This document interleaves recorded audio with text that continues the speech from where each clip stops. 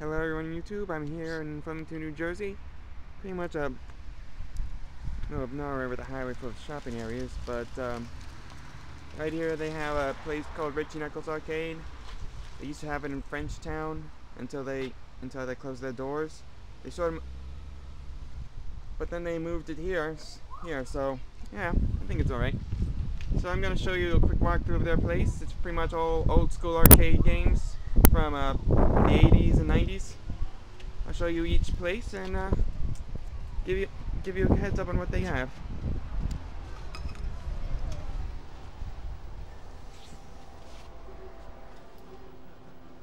As you can see, pretty unique, a little small, but plenty of good games to play around in. They have like a lot of really good memorabilia, posters and all that. Have like some kind of Donkey Kong tabletop right there. Pretty original. Let's get started with the games. Over here is like a dig dog and a much smaller cabinet. Never seen a small cabinet like that before. Really? And here's Dragon's Lair. Original Dragon's Lair. Original? Okay. The laser disc. Okay. This is mostly like a quick time event type of arcade game. I mean, it looks pretty interesting on it, but I tried it before a long time ago and didn't get an idea on how it worked. Yeah. It's fairly straightforward. It's just animation linked to command code.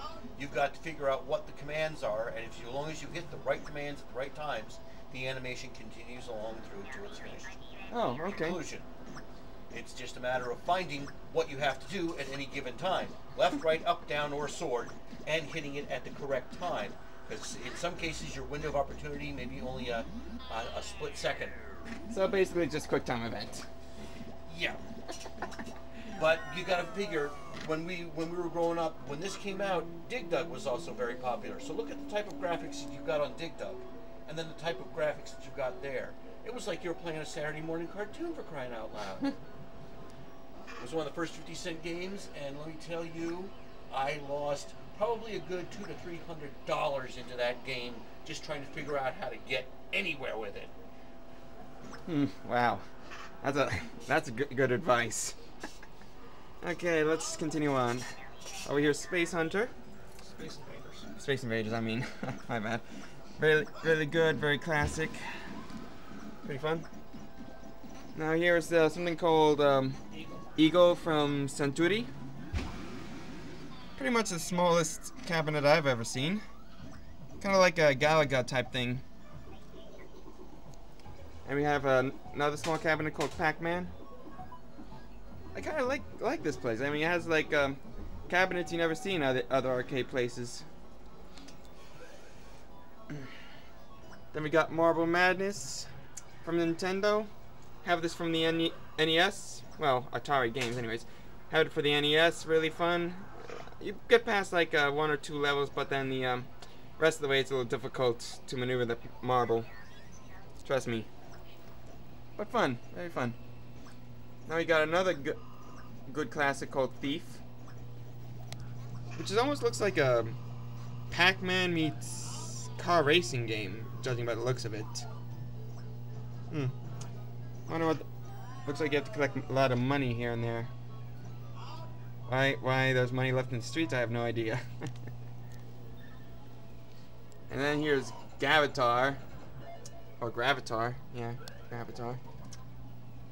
Well, mostly a vector graph game. What's this game does? It's a vector. Yeah, it's a vector, but how does it work? It's more one of the harder games to play. Kind of like that's kind of like the what was that game again? Stargate or something? We got a multi-Stargate back over there. Okay. This one's probably harder. Oh, okay. So that's pretty much a harder game. All right. Now we got the Hogan's Alley versus shooter.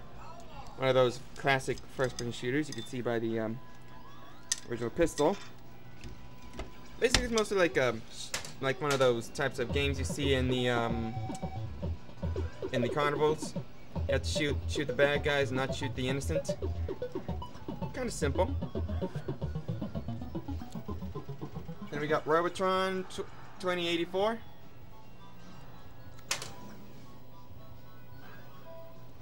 And of course we have X-Men vs. Street Fighter. I think this is way before they decided to do the Marvel vs. Capcom games. So yeah, it's just a regular type of fighting game. It's fun. And of course, why not the classic Vectograph of Asteroids.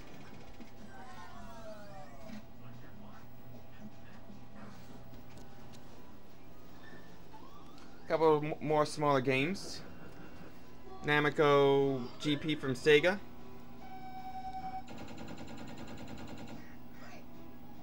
One good racing game. Another racing game, Turbo.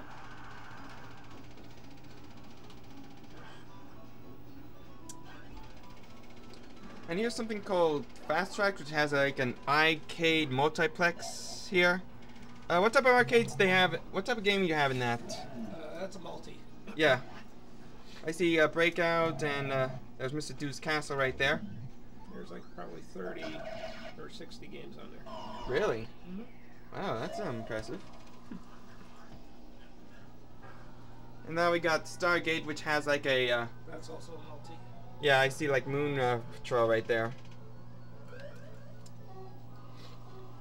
And then we got Junior Pac-Man, which is like a sequel to like, I think Miss Pac-Man, is it? It's like a baby Pac-Man. Yeah. It looks pretty cool. I mean, it's a Pac-Man game. You have to get used to the whole franchise of Pac-Mans here and there. I wonder if they have like other games here. Just need to get. Let me ask that. And of course, we have the sit-down cabinet of Star Wars. I've heard that they're gonna do like a new Star Wars series on Disney XD since Disney bought the rights to Star Wars. But it's not gonna be until 2014, so you have to wait until it's on. I want to see that for myself. I mean, after the whole Clone Wars thing, and I always wonder what it's gonna be like. Now we got like a couple of shooters here. We got Turkey Shoot, which is looks like, let me see. Looks like you have to shoot like a lot of people. A turkey Terminator. Seriously? It looks like you mostly have to shoot turkeys. Wow, that's just impressive.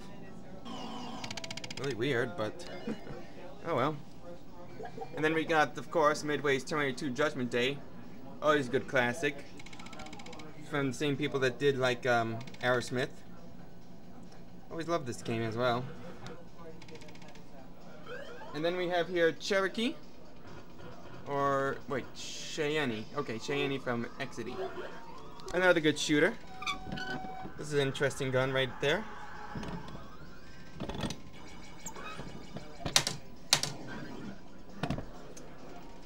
And of course we have Sinistar, which is another one of those Galaga clones. Of course, as always, cool game to play. And this here is Elevator Action, which is like one of those elevator shooter games. Now I did in a I Play America before, is that they had like another sequel to it, which is like 3D and it has an elevator effect. This is like the classic before that game. It's really fun, actually. It was really fun too. I played it myself. You give a go at this classic game and then give a go at the new one, you might love it. And of course we have Pole Position. Very cool 3D 2D graphic game. Really fun to play. Of course we got a couple more in this middle. This here is like a San Francisco Rush, The Rock, Alcatraz Edition. These are like a couple of 3D games from the 90s. They had like a couple 3D games from the 90s, so yeah, very nice. And then they got this one called Konami. It's a Konami multi-cade cabinet. They have like multiple type of arcade games from Konami, such as Contra, Super Basketball, Green Beret, Jungler, Frogger, Blades of Steel, Scrambler. Really good variety. It's nice to have like a couple of good Konami multi-arcade right here. Then we got like a cocktail of football, which is like going up X against O type thing. Kind of weird, but it's a classic, so yeah, you never get tired of these types of games. And of course, they have like golf simulator of Golden Tee. Still don't understand about golf games, but why not? Let's keep on moving. And of course, they have Tron right there. This game I always like to play a little bit. Shame that there's no now, I know that in Disney XD they have no idea what's going to happen with Tron Uprising because, well, they didn't get much views, and of course it was on at midnight for some bizarre reason. But at least you gotta enjoy the classic games like Tron. And look at this, they even have the Encom logo from the movie. Too bad they don't have like same thing on the cabinets, but yeah, I like it. Have the Encom logo right there, makes it classic. And we got Sega's Outrun. Another racing, what is that, like a racing simulator? Okay. And then we got Millipede from Atari. And of course, no arcade isn't complete without a Neo Geo cabinet. It has like a variety of 4 games. These 4 games? 100 games. 100 games, wow. Yeah, I could see that. I've seen this before in Rack and Roll and Passaic. They have, most of these are King of Fighters, and then there could be some Street Fighters here and there. Yeah, pretty nice. Then we have, of course, Missile Command. Really good game. Shoot missiles and to protect all those cities. And a couple of classic pinball machines. We got Buck Rogers. And then we got RoboCop from Data East. And then we have Roller Disco.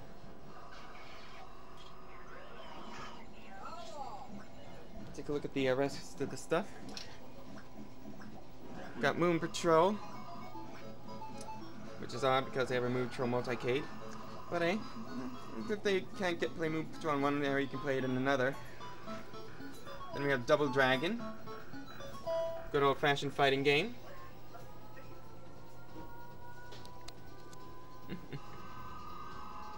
Then we have Atari's Arabian, which is, I think it's sort of, yeah, it looks a little bit like Donkey Kong, and a lot of platforming. That looks pretty interesting. And continue on with the tour. We have Timber, tree cutting game. They're mostly like competing against each other. Then we have Scramble. And we have Battle Zone. And if I remember correctly, they used to have like a telescope, but this one. So what? This is mostly like a one huge screen. It's basically the same game. He just took the monitor, which you usually look through, off. Huh. So it makes so it's more wide open, so you can see better. And you don't get eye strain. So far, no. Oh no, my god, I can't believe it. You have a Fix-It Felix Jr. from the movie? How do you even get that? I mean, well, we got it from Disney. Really? What, because you... for what reason? Richie has got a lot of friends, and do you know the story behind Q-Bert? Yep. Oh, I know the story behind Q-Bert. I heard... Had Unplugged and all that. So basically, this is like Kind of, yeah. I mean, that's impressive. I mean, I haven't seen a fixed Felix game anywhere. Not at all. Not even Yestercades in Red Bank. No, it's like the only place you'd probably find that is like Disney World in here. Wow, that's just impressive.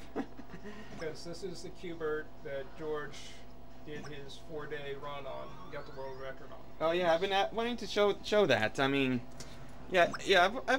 I've saw that in I think Jimmy Kimmel. Yeah, he was on Jimmy Kimmel after that. I mean, that's impressive. You do a world record in Q-Bert? That's just 4 days straight, 37 mil and change. Longest game played ever in 1 quarter, and the world record on Q-Bert. You guys don't have like packs for that? Oh my god! I mean that's pretty impressive. I mean, how do you even play this game 4 days straight without a wink of sleep? Well, you rack up so many extra men that you can actually take like a half-hour nap, and just as long as somebody else touches the game, leave it alone, die off. You can get like a 30-minute nap. Wow. Oh, that was impressive. Impressive. Because I have more stuff for that. Now we have World Series baseball type of game. Control seems a little basic. I mean, this one's like for batting. We got a couple of extra bases for running and stuff. Aim. This looks like a catch. This looks like to pitch the ball. Alright, pretty impressive. And of course we have a classic of Berserk from Stern. Okay, so I think that's pretty much it. Gotta admit, this looks pretty impressive. If you guys want to see this place for yourself, go online. They have like a address, and your times are like what? 6 to 10 Fridays and Saturdays. 6 to 10 Fridays and Saturdays, which is kind of weird. Weird since normally most places are open all week for a place like that. We just reopened about a month or 2 ago, so as soon as we get more people come in, we'll try to be open more days. I see. So okay. So if you want to go, you want to see for yourself, go online. Go online. You got the address. Times are Friday to Saturday, 6 to 10. My God, this is some amazing memorabilia. Go ahead and give yourself a go. Go play a couple of great games. You might even enjoy it yourself. So that's pretty much for the video. Hope you guys enjoyed it, and stay tuned for more on the way.